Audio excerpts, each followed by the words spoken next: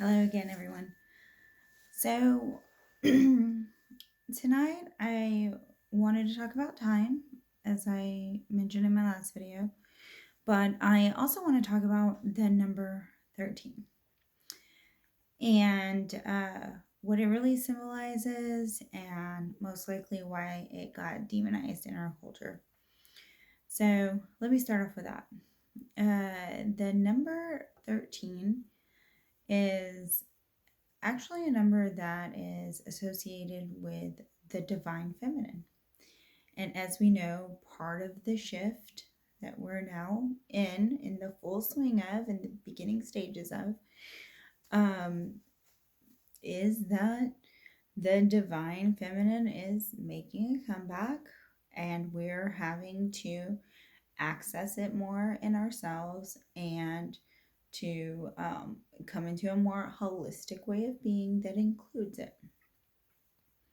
Because if we don't, we're basically going to self destruct. So here we are, making the effort. And the number 13 is associated with divine feminine, like I said.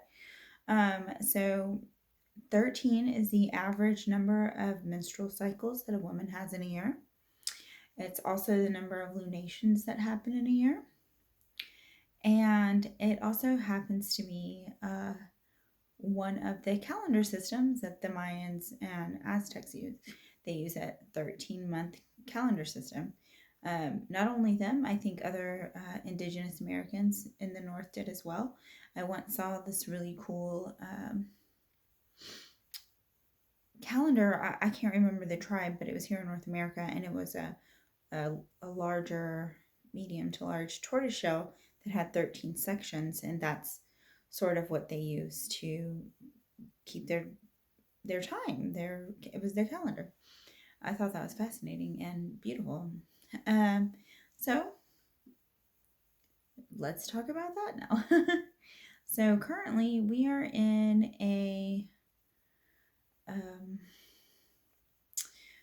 we're in this 12-month calendar, 365 days,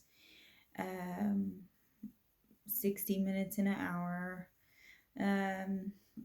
And this calendar was given to us by the Vatican back in the 1500s.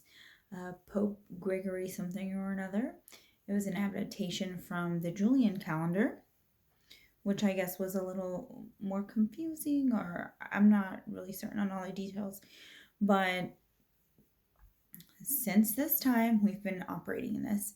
And of course, this calendar was then brought to the New World, and those poor people were stripped not only of their culture and all of that, but of their sense of time. Can you imagine that? Honestly, I can't think about it. It blows my mind. But anyhow, so how is this showing up for us now in this modern time? Well, we have a saying that's time is money. Think about the psychological pressure that puts on us, that we put on ourselves and we put on each other, that time is money. You're always running out of time. There's always more to do, but you don't have the time. It seems like it kind of keeps you in a state of stress or an accelerated pace, and thinking about the future a lot, or maybe you're stuck in the past. I don't know. But it's part of what is fading away here. And, as I was reading up on the 13 moon calendar and the number 13 and all the things associated with 13, it just resonated with me so strongly. And that led me to looking into the 13 zodiac sign. I'm an astrologer. I love astrology. So I'm looking into this sign, which I sort of knew about, and it sort of got brought up in the news maybe in the early 2000s. but it just really wasn't part of, or has not been up until now, part of my practice. But now I'm looking into the sign. It is Ophiuchus, the snake bearer, and snake is a symbol of the feminine.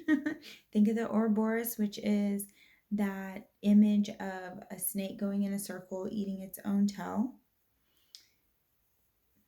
It sort of reminds you of that black hole image that we saw. And this sign is directly in the galactic center, okay? And it sort of gets lumped in with Scorpio. Um, but in it, it's very similar energy, but it's more emphasized on that transmutation part of Scorpio, that transformational energy, that healing energy.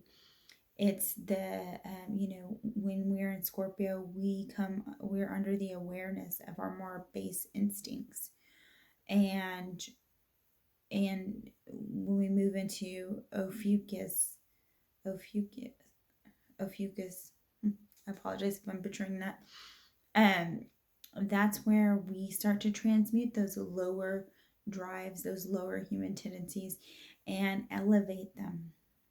Okay, turn them into gold. That's where the alchemy happens, right? That spiritual alchemy that we've all experienced. We've all have had to take our crap, look at our crap, figure out where it came from, and transform it. Some people have been more successful at that than others, maybe, but when you meet those people, they are very healing because they role model something to you, you know. And thank goodness I've experienced those people. They've been very healing to me. When I looked at the dates for this 13th sign, which is November 30th through December 17th. Sorry, checking my notes here. I realized my husband falls under the sign. He's not a Sag. He's under the Ophiuchus sign, okay? He's a snake bearer. And let me tell you, since I've been with him, so much healing on so many levels has occurred for me. My life has completely transformed, and I have had experiences and travel that I just assumed would never be part of my life. It's amazing. So these people may be very healing for others. They tend to want harmony and be more peace-seeking people. They also look for deeper knowledge. They are seekers in a way, and they bear this transformational energy. And you think of the snake, right? The snake is always shedding old skin and renewing itself, and that's a very vulnerable process, right? That transformational energy, just like I spoke about in my last video, is of the divine feminine. So as we're making this shift and the divine feminine is more and more coming into our collective consciousness, you know what? Our collective unconscious, at the very least, because a lot of us may not realize it and we may be clinging on to the old energy, but eventually, change will be forced upon everybody, okay? And what that will look like, it might not be pretty. The next several decades are going to be so much rapid evolution and change, and with technology and the climate issue, and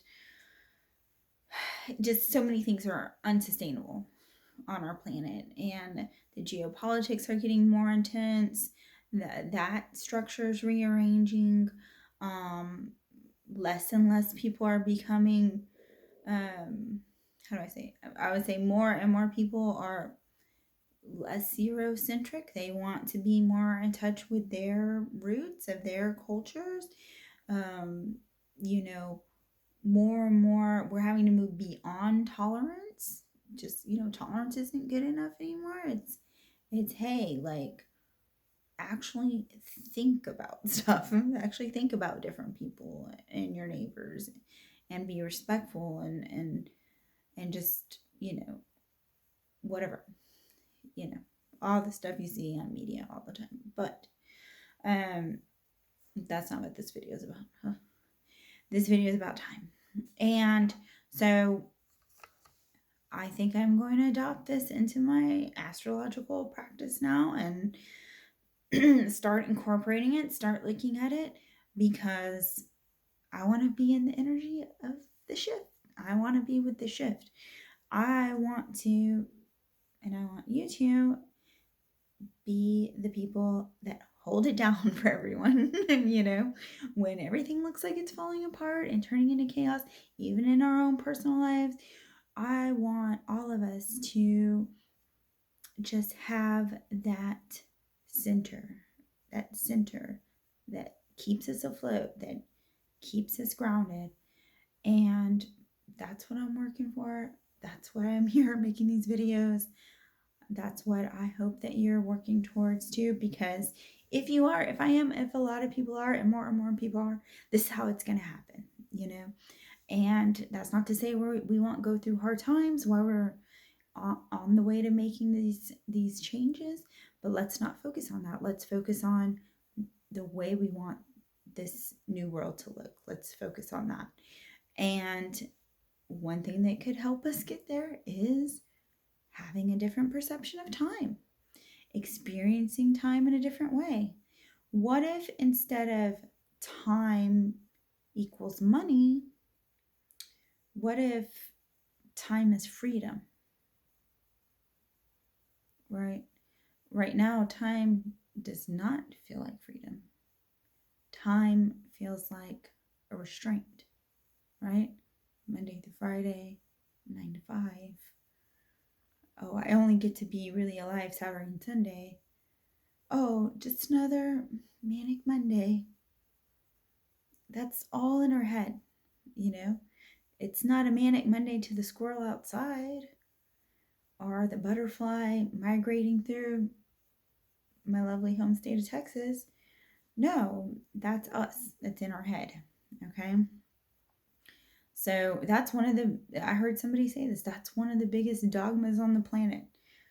That hit me like a ton of bricks. That's one of the biggest assumptions and things that we take for granted. What day it is, what time it is, what year it is, all of that. Okay. And it's based on religion, on a religion that is fading away. I don't want to say anything negative about religions. Well, let me rephrase that. If you are a religious person, I don't necessarily think there's anything inherently wrong with that. But if it's keeping you from expanding your awareness, then you might have to adjust your relationship to that. Or the world will do it for you, because, hey, we're in the shift. Rapid changes are going to happen. Weird stuff is going to happen. What we see on the news is going to blow our minds. We're here. We chose to be here to help the shift. I really believe that. So, the Gregorian calendar, this Vatican calendar, this clock that runs our lives, that we feel trapped by, that we long to escape, right? We'll go on vacation 2 weeks so we can finally live. Well, what if instead of a linear way of looking at time, we had a spiral way of feeling about time and looking at time?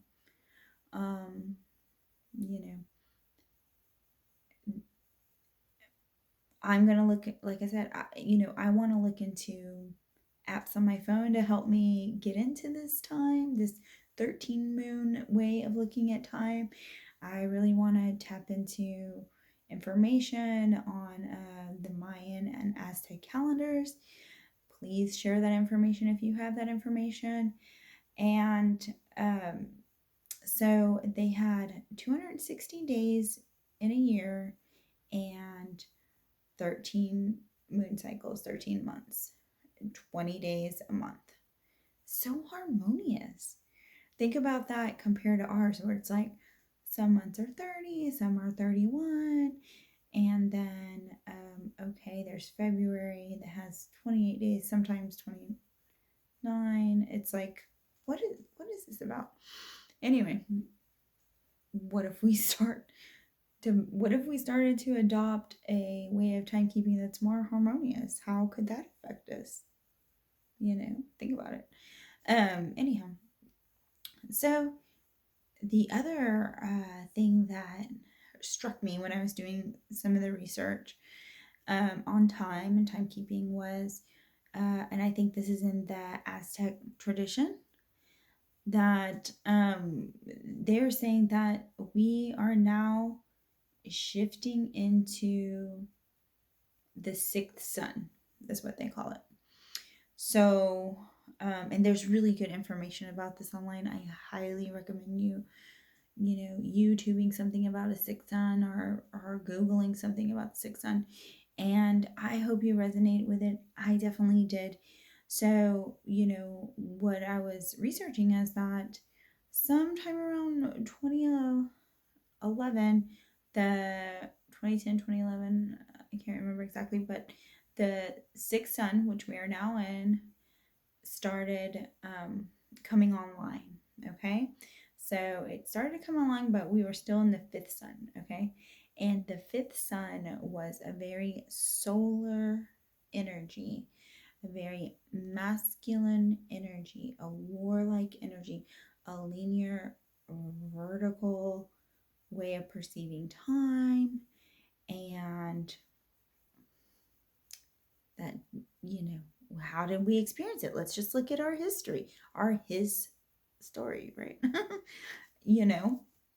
Hey, it's been brutal, right? So now here comes the sixth sun. The sixth sun is more of a lunar energy, more of a feminine energy, an internal energy. So in the fifth sun, we were out conquering new lands. We were warring with each other. We were taking each other's women and just basically taking whatever we want from the earth, from the animals, and not considering how that could play out, just going for it, taking out oil, just going for it. So here we are now, the sixth sun's coming online, the white sun, I think is what they call it, and it is more feminine. It's a lunar energy. It's more internal. And what does feminine energy do? Masculine energy is going out there and getting something. Feminine is patient. Feminine is opening up to receiving, to drawing in what it wants, to, it plants seeds to attract in what it wants to manifest, rather than going out there and making it happen. So that's what I said in my last video. Hey, let's try to incorporate practices that keep us in touch with feminine energy a little more. I did say don't, it's not about doing your makeup, but you know what? Doing your makeup can be very creative. I take that back. If that puts you in the feminine energy, do your makeup. Do it marvelously. Do it artfully. And what else did I say that was funny last video? I said science has rules. Well, there's laws of science. Pardon me. Okay, not a scientist. I'm sure you guessed that already.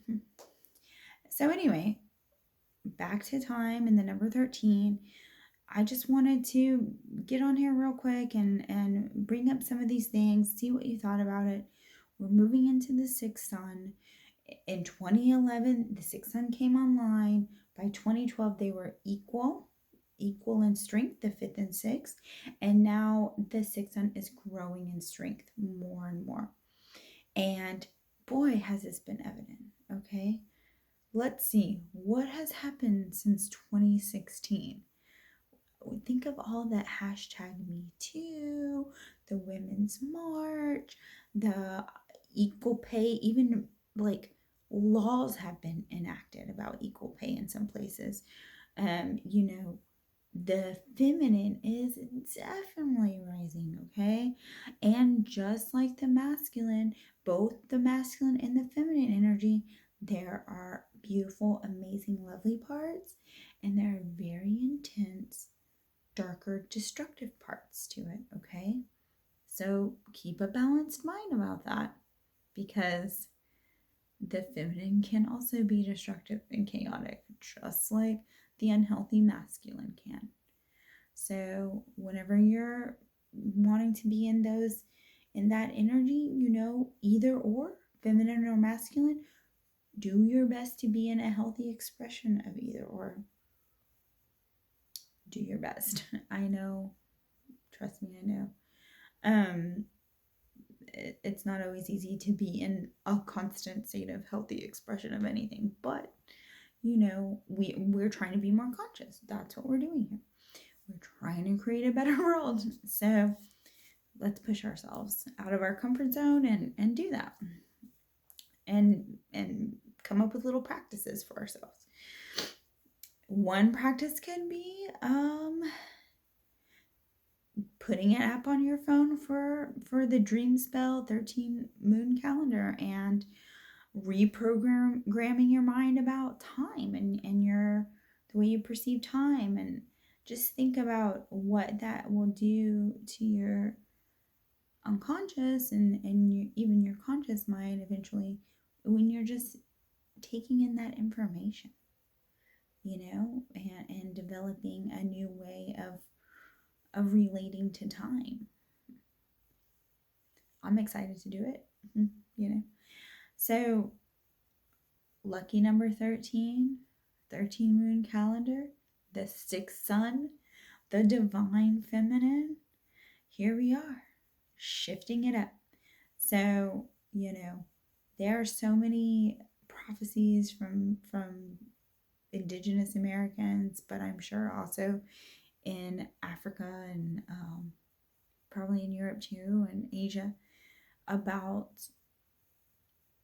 the feminine at this time coming into power, coming into rule. And, what will your role be in that? How can you contribute to that? How can you make sure that that energy gets expressed in a healthy way? Think about it. Think about it as you show up in your daily life, with your coworkers, with your family, with your friends. Let's give it a shot. So that's all I have to say for today. Next time I will get more into details about the 13 moon calendar and the sixth sun. Maybe a little bit more about the Ophiuchus 13 sign, but I really want to focus more on understanding this 13 moon calendar and working with it. And I'm eager to share with you what I learned between now and the next video, and some of the things I'm doing to incorporate that. Please, if you're already doing work with this calendar or this time system, share your information, leave a comment, give me some links, give me some suggestions. I am so eager and happy to learn from you. But until next time, I